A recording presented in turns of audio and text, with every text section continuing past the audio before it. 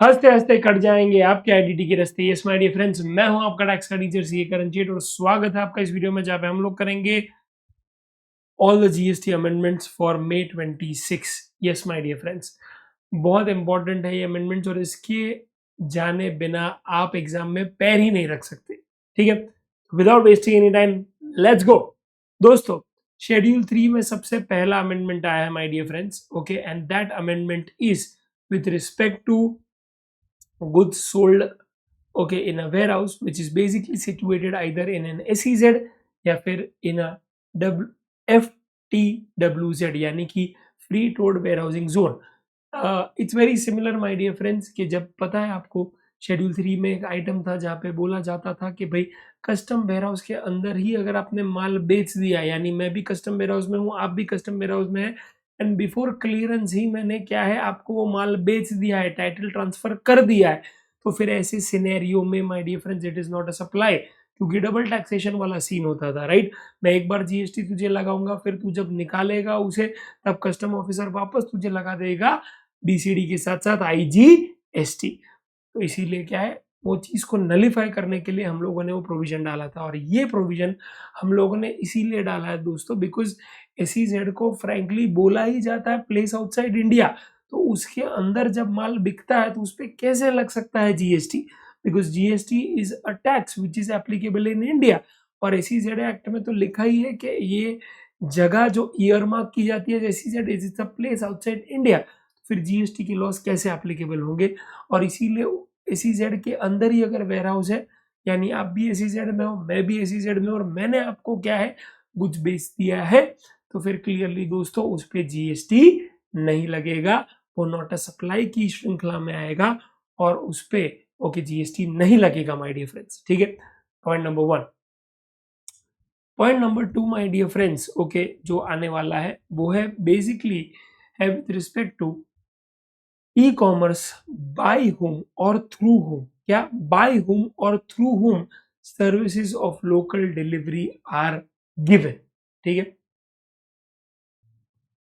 तो दोस्तों ये जो अमेंडमेंट है, ओके, वो तीन एस्पेक्ट्स में क्या है, तीन जगह पे एक्चुअली रिफ्लेक्ट करता है। एक जीटीए का जो डेफिनेशन है वहां पे, एक एग्जेम्पशन है वहां पे, और एक 95 जो है वहां पे इंक्लूजन की एंट्री के थ्रू आया है। ठीक है, तो लेट्स ट्राई एंड अंडरस्टैंड कि इशारा किस बात की तरफ है और यहाँ पे किसको टारगेट किया जा रहा है। तो यहाँ पे दोस्तों लोकल डिलीवरी को बेसिकली टारगेट किया जा रहा है, services okay of local delivery, यानी बेसिकली अपना जो एग्जांपल है वो है with respect to Blinkit, we fast, ये सब आ जाएगा यहाँ पे, या पोर्टर। ठीक है, ये भी आ जाएगा यहाँ पे। ठीक है, तो आज दोस्तों कॉन्सेप्ट बहुत सिंपल है। सबसे पहले यहाँ पे जीटीए में कमेंटमेंट किया गया है, मैं बता रहा हूँ पहले क्या हुआ है और फिर क्यों हुआ है। ठीक है, तो GTA means any person who provides service in relation to transport of goods by road and issues a consignment note by whatever name called, but does not include okay e-commerce operator by whom services of local delivery are provided and e-commerce operator through whom services of local delivery are provided। तो basically ये दोनों जन को क्या है, okay, उन्होंने अपनी definition से बाहर निकाल दिया है, उन्होंने अपने आप को क्लियरली बोल दिया है क्या कि भैया मैं तो जीटीए हूं ही नहीं। ठीक है, यस, तो ई कॉमर्स ऑपरेटर वाले जिसके through basically we fast, Blinkit और पोर्टर, ये लोगों को बोल दिया गया है कि भाई आप जीटीए नहीं हो। तो ऐसा क्यों बोला गया, बिकॉज बेटा ये लोग ओके स्पेसिफिकली ये बोलकर क्या करते थे, तो आपको पता होगा जब भी मैं अपना आपको जीटीए बोल देता हूं तो जीटीए के जो प्रोविजन है वो एप्लीकेबल शुरू हो जाते हैं मुझे लगना। राइट, और उसमें एक प्रोविजन ये है कि अनरजिस्टर्ड पर्सन अगर अनरजिस्टर्ड इंडिविजुअल को अगर सर्विस देता है तो वो सर्विस ही क्या हो जाती है, एग्जेम्प्ट। उन्होंने ये लूपहोल को एक्सप्लोर करना शुरू कर दिया बिकॉज लोकल डिलीवरी में रिसिपेंट अनरजिस्टर्ड ही होता है। मैं तो बोलूँ रजिस्टर्ड भी हो तो भी क्या है, उसके पास कोई जरिया नहीं होता था ये कम्युनिकेट करने का कि भैया मैं रजिस्टर्ड। और वो अगर आपने सामने वाले को यानी कि अपने सर्विस प्रोवाइडर को अगर आपने अपना रजिस्ट्रेशन नंबर नहीं दिया तो आपको अज्यूम ही कर लेगा कि आप क्या हो, अनरजिस्टर्ड हो, and thereby clearly my dear friends objective will be what, recipient is unregistered. और इसीलिए ये एग्जेम्प्ट हुआ करता था ये सर्विस, ठीक है। अब गवर्नमेंट को ये लूपहोल से बाहर निकालना था, ठीक है। तो गवर्नमेंट ने बोल दिया भाई तू जो ये कब से डिक्लेयर कर रहा है ना that I am GTA GTA GTA, वो तू जीटीए है ही नहीं, वो जीटीए तू है ही नहीं मेरे बंधु। मैं तुझे उसकी डेफिनेशन से ही बेदखल करता हूँ, ठीक है। क्योंकि मुझे तुझे टैक्सेशन टेरिटरी में लेके आना, बिकॉज आज की तारीख में ओके ये 5 से 10 हजार करोड़ का मार्केट बन गया है, राइट। ये लोकल डिलीवरी का it's a huge market, right. आप समझो कि जोमेटो ने ब्लिंकिट को खरीदा, पर ब्लिंकिट का जो क्या है मार्केट शेयर है वो जोमेटो को सरपास कर लेगा in some time. So it's huge because India ऐसी जगह है जहाँ पे ये सर्विसेज बहुत काम आती है और उसका यूज केस बहुत बढ़िया से निकल के आया है, राइट। तो गवर्नमेंट को उसमें भी एक शेयर चाहिए था, तो गवर्नमेंट ने बोला भाई तू जीटीए तो नहीं, तू जीटीए की डेफिनेशन से बाहर है, ठीक है। और जीटीए के रिलेशन में दोस्तों एक एग्जेम्पशन भी दिया जाता था। क्या दिया जाता था? Services by the way of transport of goods by road except the services of okay GTA okay and courier agency and inland waterways which are exempt. तो यहाँ पे एक्सप्लेनेशन उन्होंने डाल दिया और बोल दिया है nothing in this entry shall apply to local services, local delivery services by ECO और local delivery services through ECO. Simple कि ये एग्जेम्पशन में ओके याद रखना इन लोगों पे एप्लीकेबल नहीं है, ठीक है, डन। और लास्टली उन्होंने क्या कर दिया है यहाँ पे ओके टैक्सिबिलिटी इंपोज कर दिया, राइट। टैक्सिबिलिटी इंपोज कर दिया माय डियर फ्रेंड्स। और वो टैक्सिबिलिटी ये इंपोज किया है कि 9(5) के तहत अभी अगर आप एक राइडर हो, राइट, और आप ब्लिंकिट पोर्टर या फिर क्या है वी फास्ट के थ्रू लोकल डिलीवरी का सर्विस सप्लाई कर रहे हो किसी रिसिपेंट को, तो भैया ना राइडर ना रिसिपेंट किसी को जिम्मेवार नहीं दिया जाएगा। जिम्मेवारी ब्लिंकिट पोर्टर या वी फास्ट को दी जाएगी टू पे टैक्स अंडर 9 सबसेक्शन, ठीक है।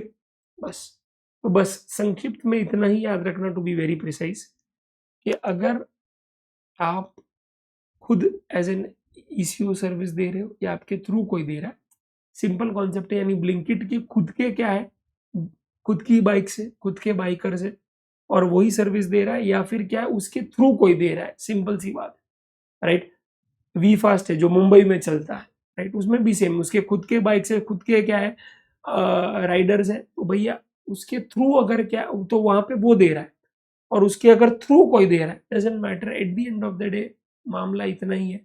लोकल डिलीवरी आप दे रहे हो और ई कॉमर्स ऑपरेटर का वहां पे कॉन्सेप्ट आता है, तो भैया सिंपल सी बात है उस सिनेरियो में 9(5) के तहत ई कॉमर्स ऑपरेटर यानी ब्लिंकिट पोर्टर या वी फास्ट ही टैक्स पे करे, ठीक है। That's it. ये एक एडिशनल एंट्री आ चुका है 9(5) में apart from the rest, right. Rest कौन सी?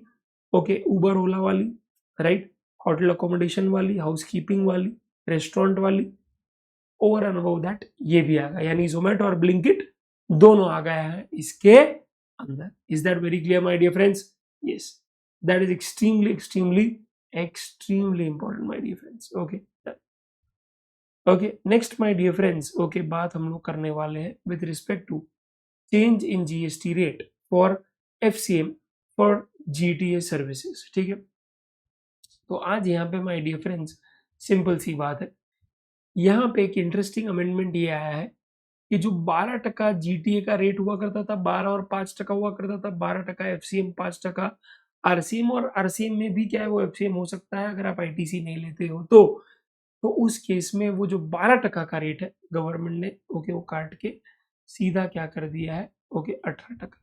That's it, that's the only change. दूसरा everything remains constant with respect to ITC, with respect to all other conditions, everything is same, is just that the rate is changed, ठीक है। Next same दोस्तों rate change हुआ है इन case of renting of motor vehicle services for transportation of passengers. तो यहाँ पे भी दोस्तों ओके बस रेट ही चेंज हुआ है, 12% का क्या है काट के ओके उन्होंने 18% कर दिया है, ठीक है। Next my dear friends very important change that is happen in time of supply. दोस्तों वहाँ पे 12(4) और 13(4) आपको पता है वैसे ही क्या है वाउचर का कॉन्सेप्ट उन्होंने निकाल दिया था, पर उन्होंने वो एंट्रीज रिमूव नहीं की थी, उन्होंने सेक्शंस रिमूव नहीं किए थे। तो सेक्शंस उन्होंने बाहर धकेल दिए कि ऐसा कोई सेक्शन अभी एग्जिस्ट करेगा ही नहीं। तो 12(2), 12(3), 12(5), 12(6) वैसा हो जाएगा। ठीक है, टाइम पास बेसिकली। ठीक है, okay. Next with respect to value of supply में क्या है हम लोग बात कर लेते हैं। Okay, red with section 34। Okay, value of supply red with 34 because value of supply में तो ये बात बोली थी, पर सेक्शन 34 में ये बात नहीं बोली थी। तो मैं स्पेसिफिकली क्या है इसमें एक चैप्टर और लिख देता हूँ, tax invoice, debit note and credit note, right. तो इसमें बेसिकली आपको पता है दोस्तों, वैल्यू ऑफ सप्लाई में 15(3) बी के तहत स्पेसिफिकली बोला गया था कि अगर डिस्काउंट दिया जाता है after supply, recipient ITC reverse कर देता है, ओके, और ये सब लिंक्ड होना चाहिए, okay, to the relevant invoice. ये सब कंडीशन सेटिस्फाई हो जाती है तो ही क्या है सप्लायर अपनी आउटपुट टैक्स लायबिलिटी कम कर पाएगा, बिकॉज सप्लायर को डिस्काउंट जो है वो अपने okay actual value of supply से माइनस करने को मिल जाए। ठीक है, डन। तो ये वैल्यू ऑफ सप्लाई चैप्टर में बहुत क्रिस्टल क्लियर था ये concept, but tax invoice, debit note, credit note में जो सेक्शन 34 है क्रेडिट नोट का, उसमें ये कैटेगोरिकली मेंशन नहीं किया था। तो ये एक्चुअली सेक्शन 34 के अंदर इंसर्शन है, राइट, जहाँ पे उन्होंने स्पेसिफिकली क्या है ये कमेंट किया है। ओके, तो पहले उन्होंने क्या इस तरह से कमेंट किया था, राइट, कि supplier could issue a credit note for discounts, returns, corrections and reduce output tax liability. There was no clear condition कि रिसीवेंट को अपना आईटीसी रिवर्स करना पड़ेगा। 34 में ये मेंशन नहीं, 15(3) में था। ठीक है, वैल्यू ऑफ सप्लाई में था भाई, ओके, पर टैक्स इनवॉइस में नहीं था। तो उसके अंदर उन्होंने स्पेसिफिकली क्या है ओके बोला है कि earlier both supplier रिसीवेंट could accidentally benefit. ये फ्रैंकली ओके मैं बोलूंगा कि 34 में ये था लेवरेज, बट 15(3) भी उसको कहीं ना कहीं अटका ही देता था। तो 34 ओके, तो 34 को और क्लियर करने के लिए उन्होंने स्पेसिफिकली बोल दिया है कि भैया okay, clearly the amendment states that supplier cannot reduce the tax liability through a credit note if the recipient has not reversed the ITC or tax burden has been passed to another person। ये उन्होंने specifically अभी क्या है state कर दिया है, जो उन्होंने पहले स्टेट नहीं किया था। ठीक है, तो अब लॉ को और क्लियर बनाया गया है, दैट्स इट। ठीक है, डन। तो मैं सिर्फ इतना ही बोलना चाहूंगा कि 15(3) भी में था, 13(4) में नहीं था। तो 13(4) में ये 2 लाइन डाल के उन्होंने और उसे क्लियर बना है। Frankly nothing a bigger change, because position तो वही होता था जो हम अभी ले रहे हैं, पहले ले रहे, राइट। बिकॉज भले 34 क्लियर नहीं था पर 15(3) भी क्लियर था, तो हम उस हिसाब से चल रहे थे। तो यू गेटिंग इट? यस। पर अब दोनों में आ गया है तो पता ही है कि सप्लायर रिड्यूस तभी कर पाएगा अपनी आउटपुट टैक्स लायबिलिटी जब रिसीवेंट करेगा एटीसी रिवर्स। ठीक है, नेक्स्ट माय डियर फ्रेंड्स बात करते हैं हम लोग पोस्ट सप्लाई डिस्काउंट ट्रीटमेंट की। लेट्स ट्राई एंड अंडरस्टैंड कि यहाँ पे इशारा किस बात की तरफ है।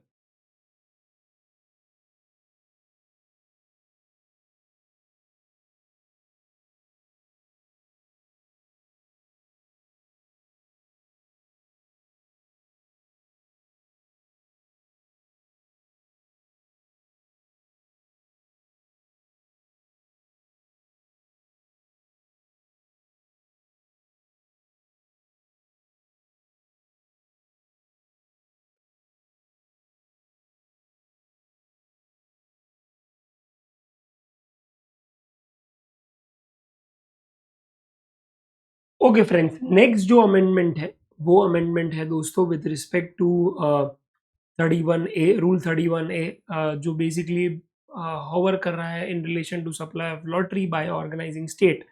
तो वहां पे आपको पता है कि पहले 100 divided by 128 of the face value और 100 divided by 128 of the price as notified in the official gazette हुआ करता था। वो बस अब सीधा क्या है 128 के बदले 140 हो गया, बिकॉज 28% रेट जो एप्लीकेबल था ओके वो अभी 40% हो गया है on inclusive basis my dear friends. Are you getting it? Yes, पहले भी इंक्लूसिव था, अभी भी इंक्लूसिव है, but yes it's just that the rate has change, इसीलिए the calculation has also changed. तो प्लीज मेक श्योर कि आप अपनी बुक्स में वो क्या है रेट को अमेंड अच्छे से कर दें। ठीक है, डन।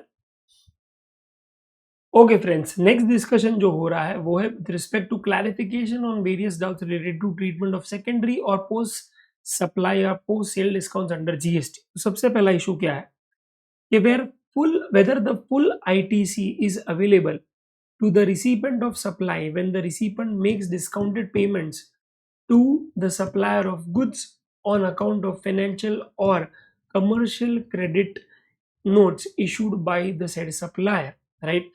तो let me give you an example of that. तो फॉर एग्जांपल आप समझो कि एक सेलर है, एक रिसिपेंट है, राइट? उसने साल भर में बहुत सारी क्या है सप्लाईज की है, right?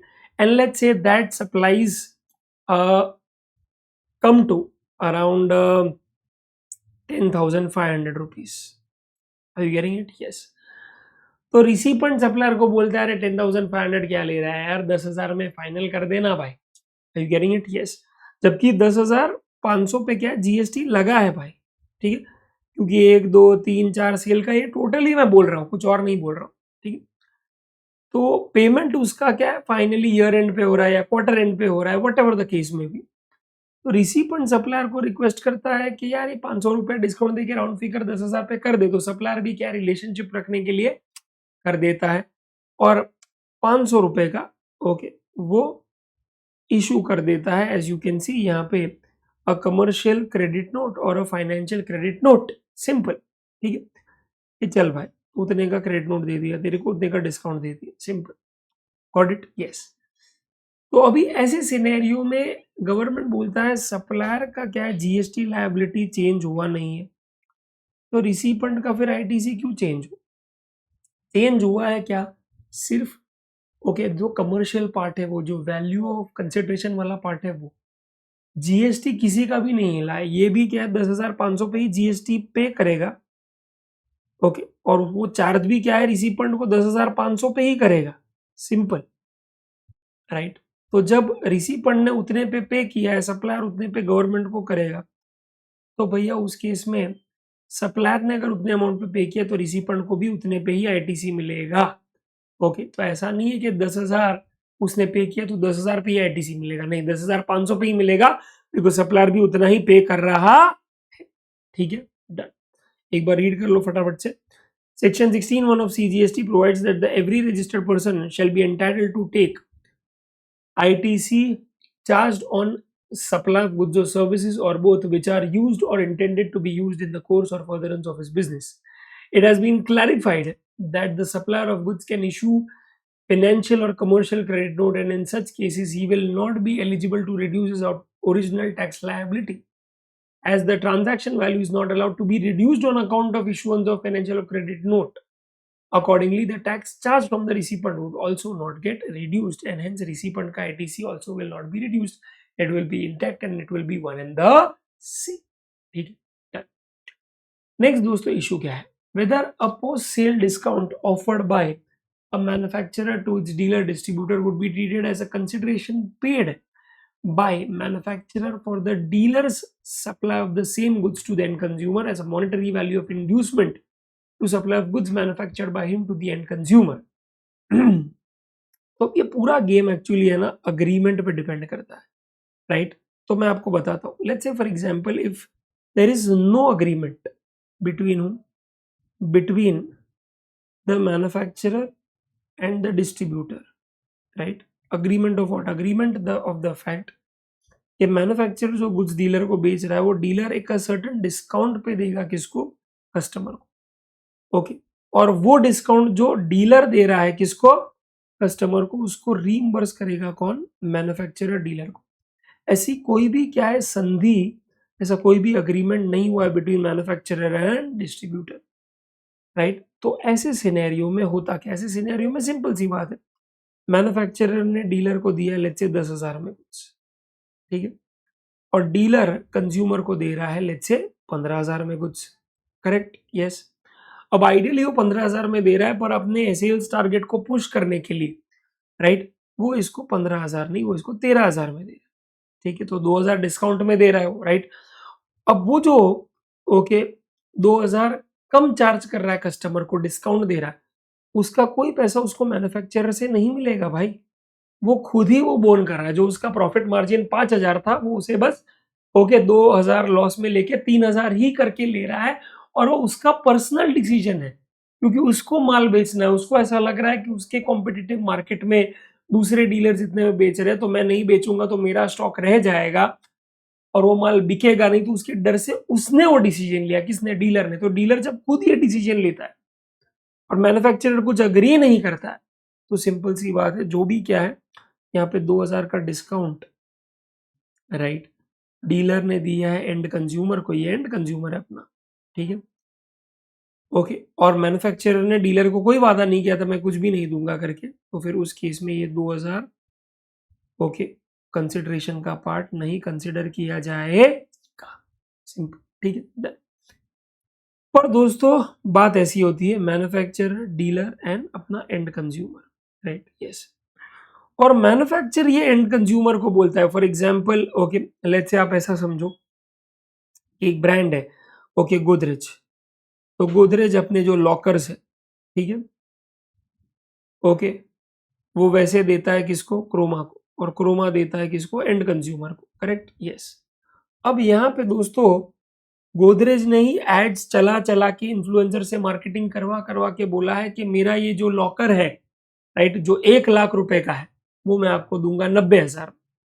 Are you getting it? Yes. जो ये लॉकर है ओके 1 लाख का, मैं आपको दूंगा 90,000 में। अब ऐसी सिनेरियो में एक्चुअली होता क्या है? ओके होता क्या है, सुनो। इसको तो भाई पता है कि इसको मिलेगा ये 90,000 में। अब हुआ क्या है, डीलर सीधा कॉल लगाता है मैन्युफैक्चरर, भाई इसको 90,000 में कैसे बेच रहा है? कैसे बेच रहा है? अरे क्योंकि इसको तो मैं ही बेचता हूं कितने में? 95 में, मां कसम।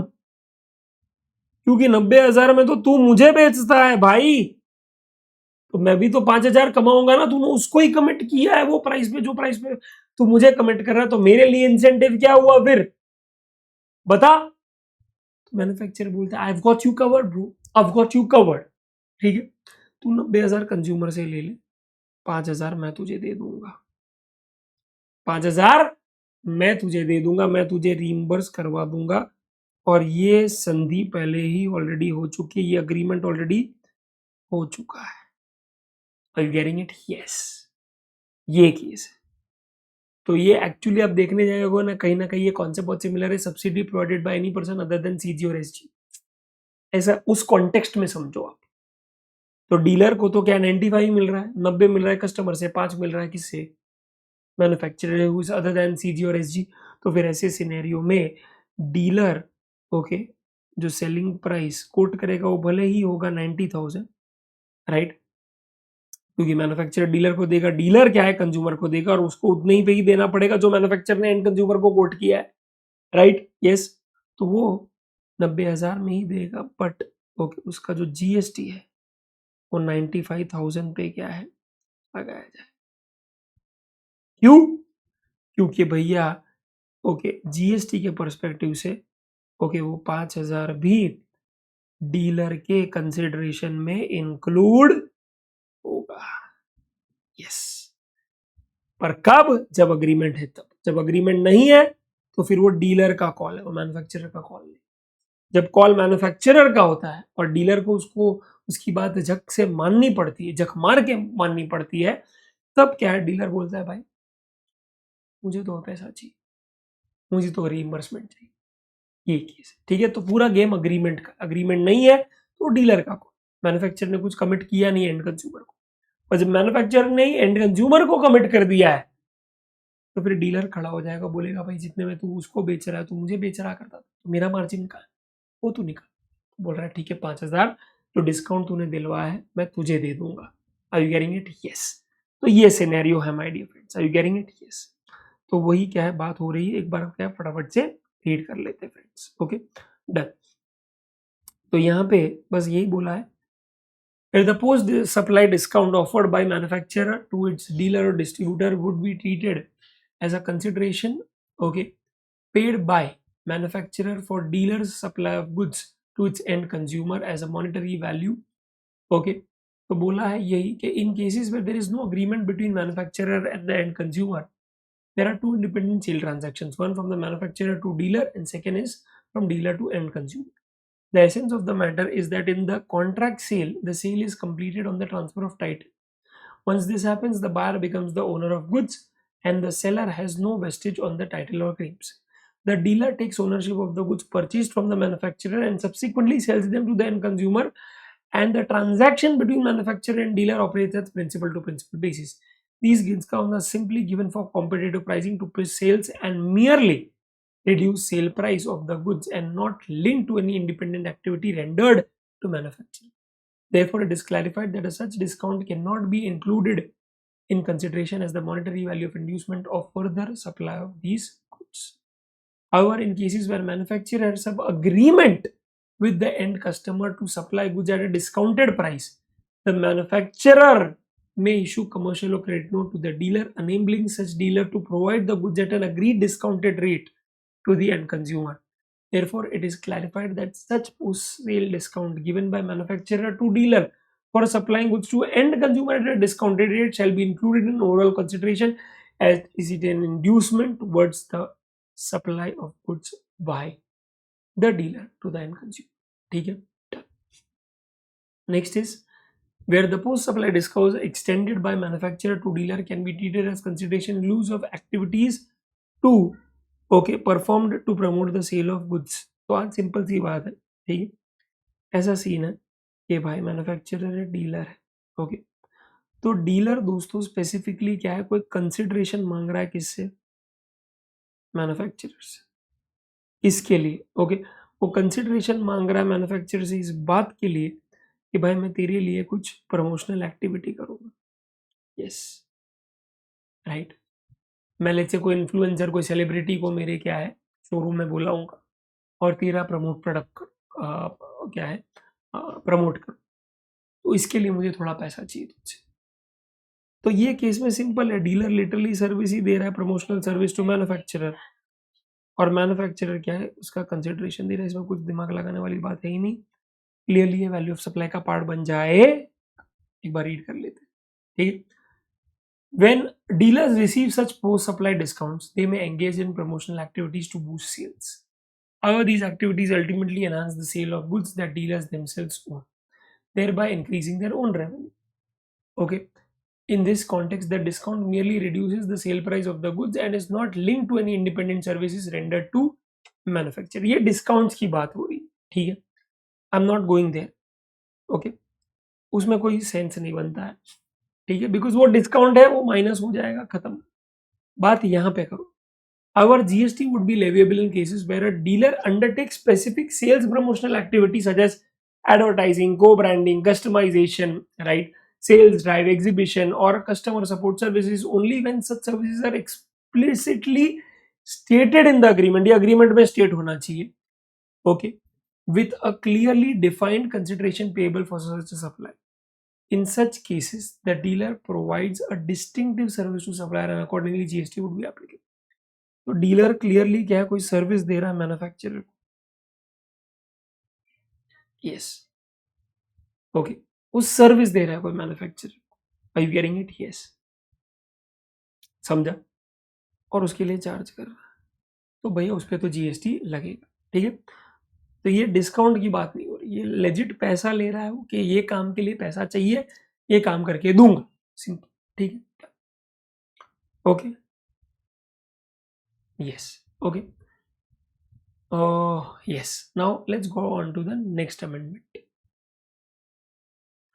दोस्तों आईटीसी में एक बहुत इंपॉर्टेंट अमेंडमेंट ये आया है, ओके, जहाँ पे स्पेसिफिकली उन्होंने बोल दिया है credit of services taxable under RCM under C S well as I received by ISD can also be distributed by ISD. तो भाई पहले क्या है, नॉर्मल जो फॉरवर्ड चार्ज के हिसाब से होता था वही आप डिस्ट्रीब्यूट कर सकते थे. अब स्पेसिफिकली उन्होंने बोला है कि भैया आरसीएम के तहत पहले पे कर दो और फिर उसका जो भी क्रेडिट आए वो भी क्या है आप डिस्ट्रीब्यूट कर सकते हैं. तो that is also very big thing for an ISD कि भाई ये आपका छूटेगा नहीं, ये बकायदा क्या है आप पे करके इसको क्या है ओके क्रेडिट इसका ले सकते हैं.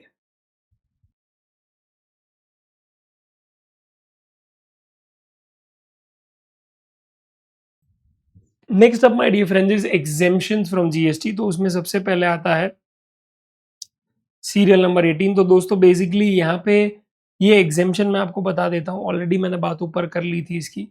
इसमें एक्सप्लेनेशन में ये बोल दिया है कि nothing contained in this exemption is applicable to local delivery service वाला either by EC or through ECO. इसका एक ही सिंपल रीजन है, क्योंकि ये पोर्टर, ब्लिंकिट या ये लोग है, या तो अपने आप को जीटीए बुला लेते थे और बोलते थे कि मैं अनरजिस्टर्ड को दे रहा हूँ तो एग्जेम्प्ट करवा दो, या फिर वो लोग बोलते थे कि मैं तो जीटीए ही नहीं हूँ, पर मैं तो अपने आप में एक सर्विस प्रोवाइडर हूँ, मैं अपने आप में एक ट्रांसपोर्टर हूँ, मैं तो कंसाइनमेंट नोट इशू नहीं करता, मैं ना जीटी हूँ, मैं ना कुरियर एजेंट हूँ, मैं उसके अलावा वाला हूँ, और वो फिर वो एंट्री नंबर 18 में एग्जेम्पशन ले लेता था।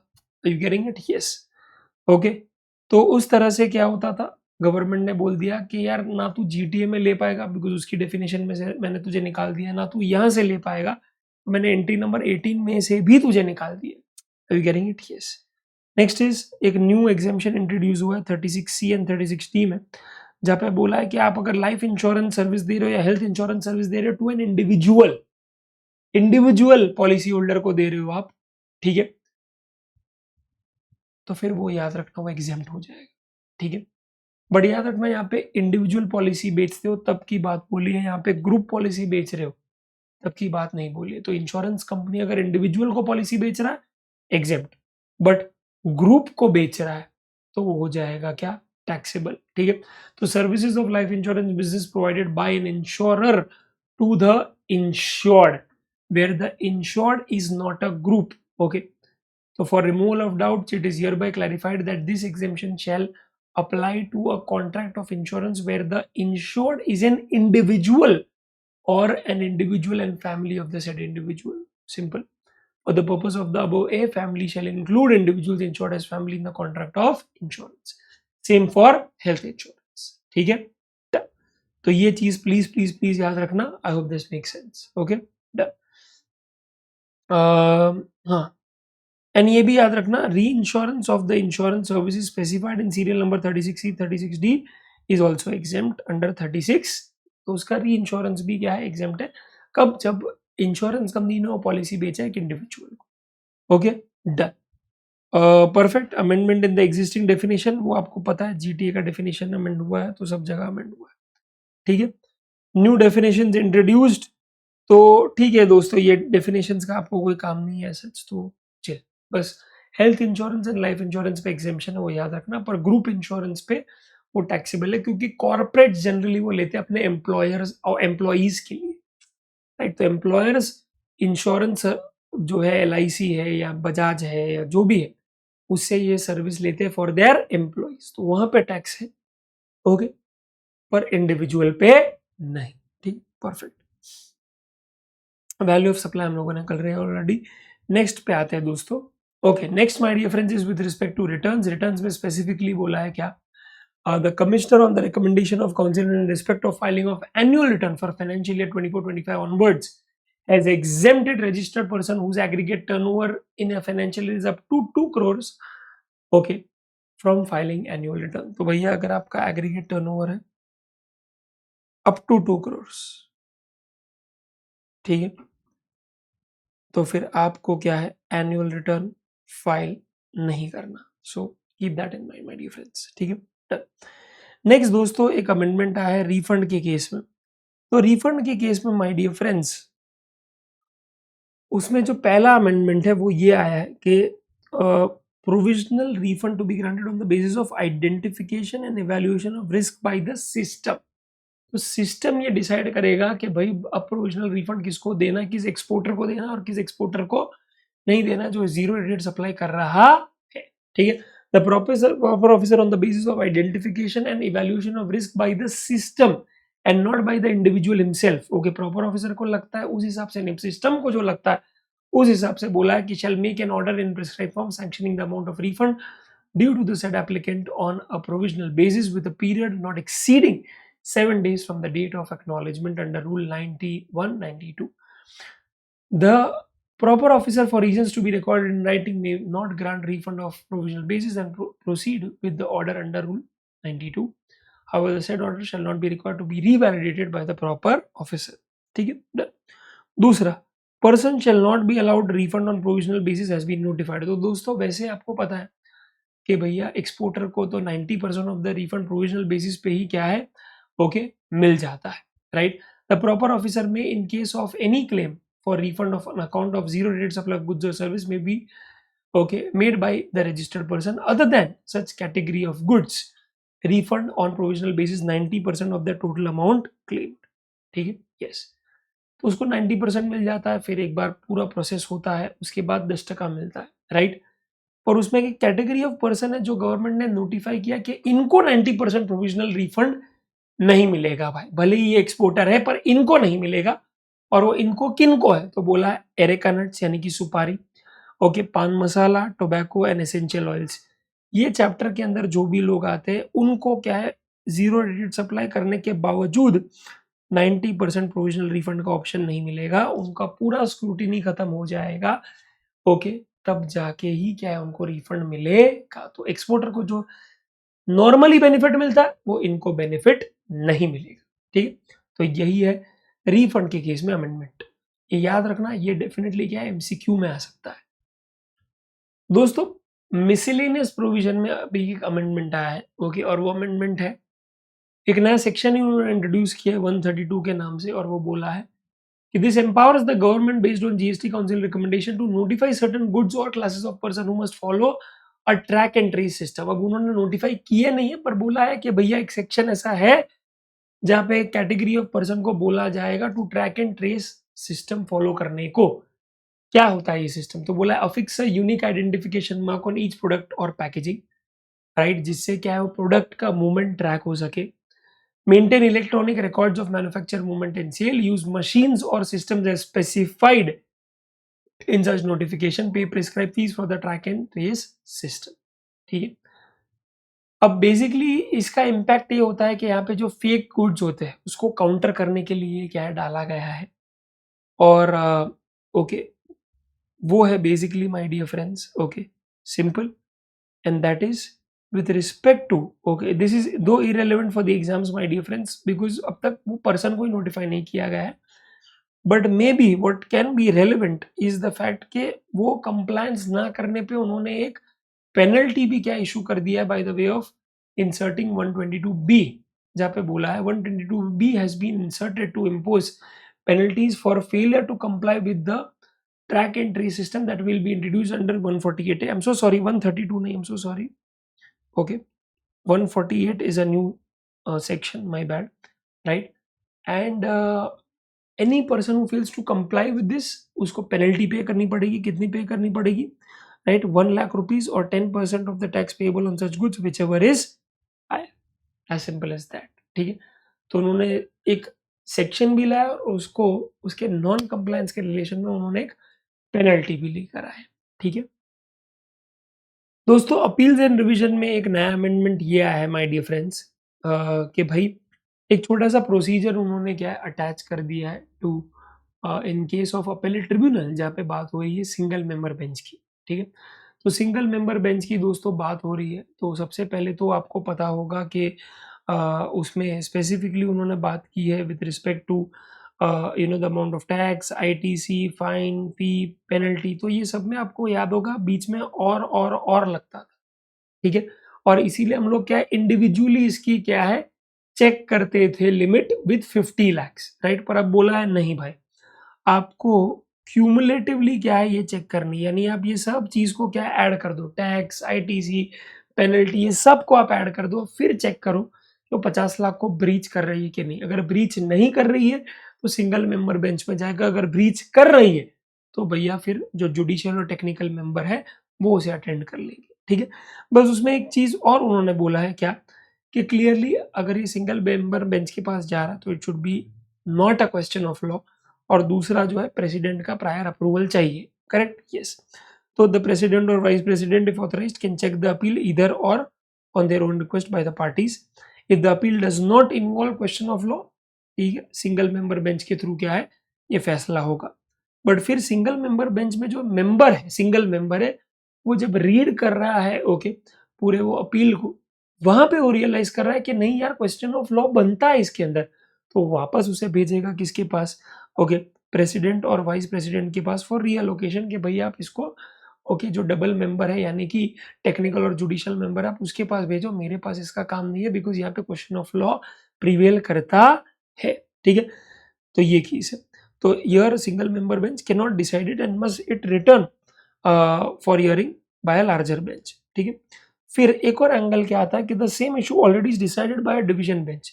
तो पता चला same person and same issue for a different tax period में लार्जर बेंच ने क्या है ये डिसीजन लिया था, तो फिर अगेन उन्हीं के पास जाएगा सिंगल मेंबर बेंच, ओके, इसे नहीं कर पाएगा। So if such case exist the new appeal must also be with 2 member bench and not with single member bench, ठीक है। ये केस था दोस्तों with respect to okay appeals and revision the appellate tribunal. अच्छा, इसमें दोस्तों और एक एंगल आया है, ओके, और वो एंगल है with respect to my dear friends penalty. Yes, okay.